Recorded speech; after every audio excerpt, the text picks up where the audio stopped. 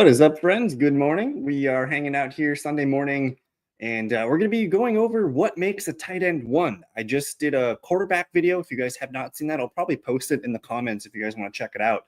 But basically, we're going to look at the stats from last year's top 13 tight ends, and we're going to kind of tier it, and we're just going to look at the genetic makeup of the stats that take it to be a tight end one. We're going to hop into a screen share here. So we'll go over those stats, and then we'll open up my projections and kind of show you guys some of the names and the situations that I'm looking at that could be your tight end one spots this season. So let's go ahead and just zoom in a little bit. Alrighty, so these are your tight end one numbers from 2024. And we're just going to look at the top five, because if you have a top five tight end, you're feeling pretty good about what you got in the fantasy season. So Brock Bowers, tight end one, Trey McBride, George Kittle, Jonnu Smith, and Travis Kelce. So what do they all have in common here? And I kind of heat map this a little bit. These guys they're all green in all of these numbers here because they're at the top of the list. But you see 112 receptions, 111, 78, 88, 97. Man, if you're going to be a top five tight end, you got to average 97 catches at the tight end position. I don't know if there's going to be too many guys that could do that. Last year, only 3 of them did that. Kittle and Jonnu Smith did run hot on touchdowns. But to qualify for a top 10 or top 5 tight end, you need to be catching a ton of passes and probably leading your team in receptions as well. If we look at targets, that might be a more easier number to attain. But 153 for Brock Bowers, 147 for McBride, 94 for Kittle, Jonnu with 111, and 133 for Travis Kelce. Now, one thing I did notice is these top 5 guys, they're all over 94 targets. Only 1 and 2, 3 other tight ends were over 90 targets. They just didn't get a lot of reception. So if you can find a tight end that's going to be, north of 90 to 100 targets, probably a good chance that he's going to be a tight end one. So if you combine a ton of receptions, whether that's 70 to 80 receptions, because if you look below 2 here, none of these other tight ends have more than 66 catches. So I think for me, a top 5 tight end threshold is, hey, can he go over 70, 75 catches? That's a check. Can he go over 90 to 100 targets? Check. It almost doesn't even matter what you do with touchdowns, because look at Bowers only caught 5. McBride only caught 2. Kelce only caught 3. It was Kittle and Jonnu Smith who were kind of the well-balanced guys and caught touchdowns, and they caught a little bit of everything. But if we're looking purely at receptions and targets, those numbers qualify you as a tight end. And touchdowns for a top 5 tight end are almost irrelevant. The other one is yards. We only had 3 tight ends go over 1,000 yards. You can see the top 5 did average 1,031 total yards, and then 800 yards here for these guys. No other tight end went over 800 yards. So the top 5 threshold for me is going to be 70 to 75 plus receptions. We'll say 90 to 100 plus targets, and we'll say 1,000 yards, 1,000 plus yards. That'll get you in there. So top 5 tight end, that's what we're looking for here. And you can see, these tight ends all went over 200 fantasy points. We'll kind of include Kelce there. But not a lot separating these guys here at the top. I think if Trey McBride catches a normal amount, say McBride caught just 6 touchdowns last year, that would have vaulted him to the same as Brock Bowers. So both guys elite at the position, but that's what makes up a top 5 tight end. Let's lower it down a notch here, and let's look at the tight end 6 through 10. Now, these guys are a little bit different.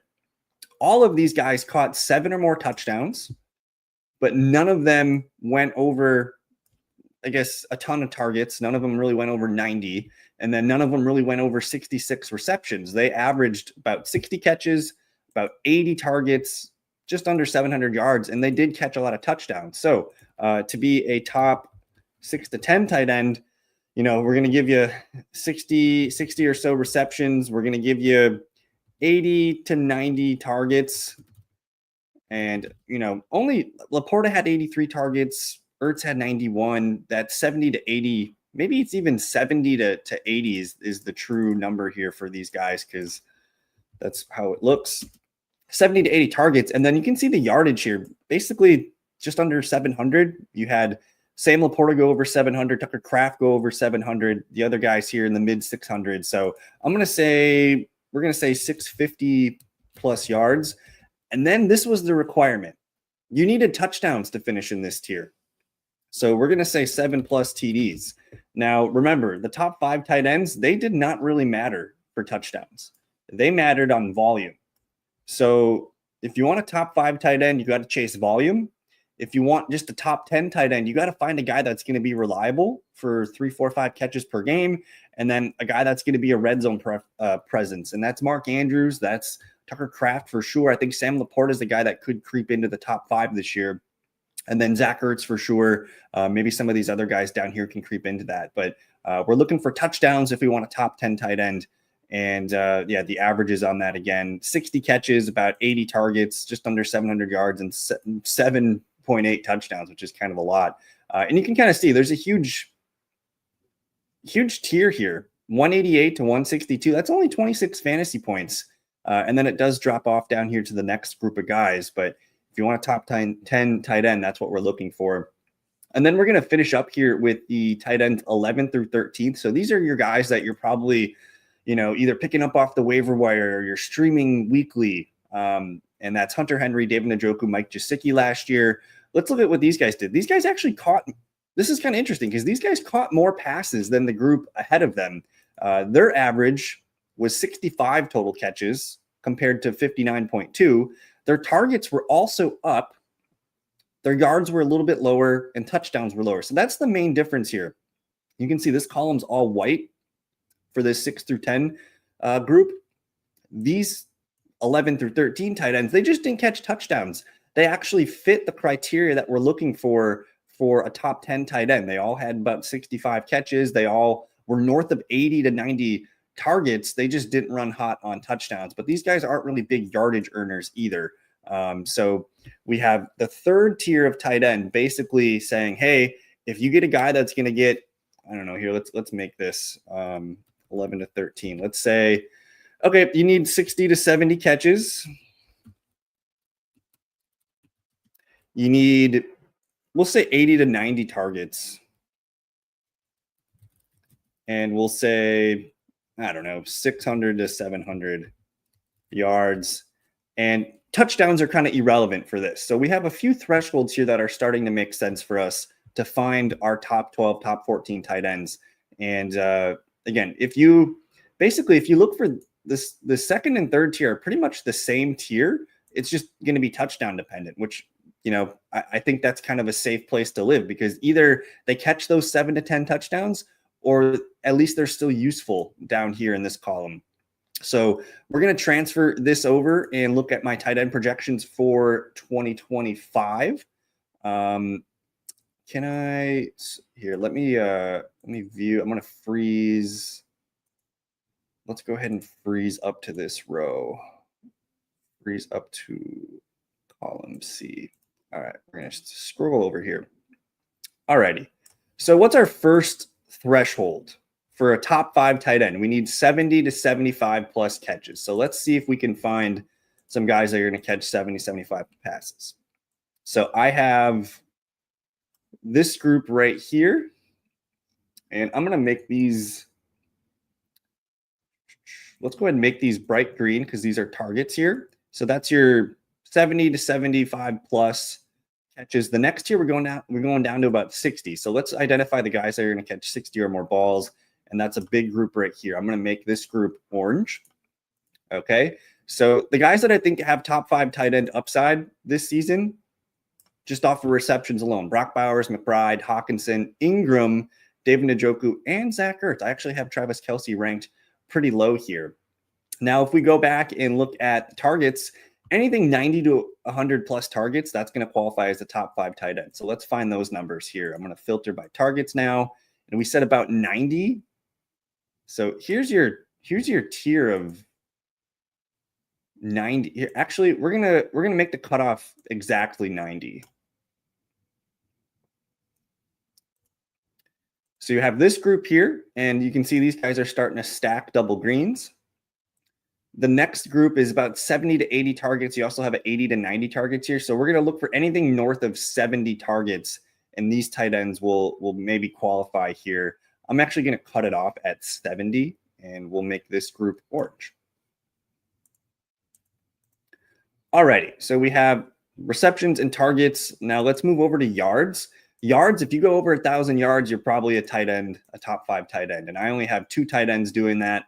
These guys are elite, and they're checking all the green boxes so far. The next tier was about 650. So let's kind of say anything over 600 yards, you're probably within reason of being a tight end, top 12 tight end. And we'll kind of tier that here with more orange. Okay. And then touchdowns, like we really don't need a lot of touchdowns, but I'm just going to highlight anybody over 7, because when we did that look, these guys in the tier 6 through 10, they ran hot on touchdowns. They caught more than 7, and that did matter. So anything more than 7 touchdowns does seem to matter. Now, let me go back to my projections. I'm just going to hit filter here, and let's see who lines up and checks all the boxes. It's Brock Bowers. It's Trey McBride. These guys are your unicorns. They're going to be top 5 tight ends. As long as they stay healthy and they're on the field, they're going to be top 5 tight ends, and they're probably some of the safest picks you can make for tight end. But you do have to pay that price for these guys. Now you have a couple other tight ends here next. I have Sam Laporta as my tight end 3. I have him catching touchdowns. I have him in our yardage, in our receiving, in our target thresholds. He's looking pretty good. I think he's a good buy. But we kind of noted that what was important for a tight end 1 or a top 5 tight end was volume. So I do think the receptions and the targets here for TJ Hawkinson look pretty good. So we're going to make him green, and touchdowns don't really matter. And he's kind of up there in yards. So I do feel good about TJ Hawkinson maybe flirting with 1,000 yards this year if everything goes well. Now we have David Njoku being a volume guy. He's not really going to be a big yardage or touchdown guy, but based on volume alone, he could do what Jonnu Smith did last year, just kind of vault himself up there. I do think Zach Ertz is interesting. I don't have him being a ton of volume. He's going to be kind of, tight end 6 through 10 for me. But then Evan Ingram is this weird one. He kind of qualifies here. I have him with 100 targets, but slight interest there. So for me, I don't know if I see David Njoku actually as a top 5 tight end. We're going to make him orange. We'll make Laporta and Kittle orange. And then you have this huge group. Like, look at Mark Andrews down here with 9 touchdowns. Tucker Kraft down here with 7 touchdowns. Tucker Kraft doesn't really have the volume that we're looking for in that Packers offense. I actually have his volume coming down a little bit from last year. But I would say this group right here is kind of what we're looking for. From Zach Ertz to Jake Ferguson, all of these guys are north of 80 targets. All of these guys have more than 60 catches. I'm actually kind of low on Mark Andrews' volume. I could see his volume going up, but he's going to run hot on touchdowns, so he does qualify. So to me, these are the tight ends you're looking for. I think deeper, you have a couple guys like Hunter Henry, Darren Waller, Brenton Strange. These guys are going to be dependable players. They just need to run hot on touchdowns for us to get there. So I do like these guys as sleepers. I'm not really drafting a ton of Tucker Kraft, Pitts, Warren, Dallas Goedert, maybe. I do like Colston Loveland, but I think he's going to be a little bit inconsistent at times. But it keeps coming back to this tier for me. Outside of the top 5 or 6 guys, you have Zach Ertz, who's just undervalued like crazy. Mark Andrews is probably my favorite tight end to draft right now, just because of touchdowns, and I know volume is going to be good. And then Evan Ingram, I think if he stays healthy, the volume is going to be very good for him. Jasicki's going to get the volume. Kelsey's going to get the volume. I think if you go into your draft plan with one of these guys as your dudes and just wait to pluck whoever at that time, I think that's going to make sense. So there you have it. What makes a tight end 1?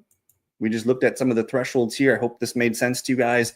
I'm going to be getting this on the fantasyfellowship.com, but I kind of want to do a deeper dive and maybe get like the last couple seasons for data to see what those thresholds look like then. So stay tuned. I'm going to be doing the running back 1s and the wide receiver 1s in the coming days, but enjoy the QB video. Thanks for watching. We'll see you guys soon. Peace. Got me feeling icy.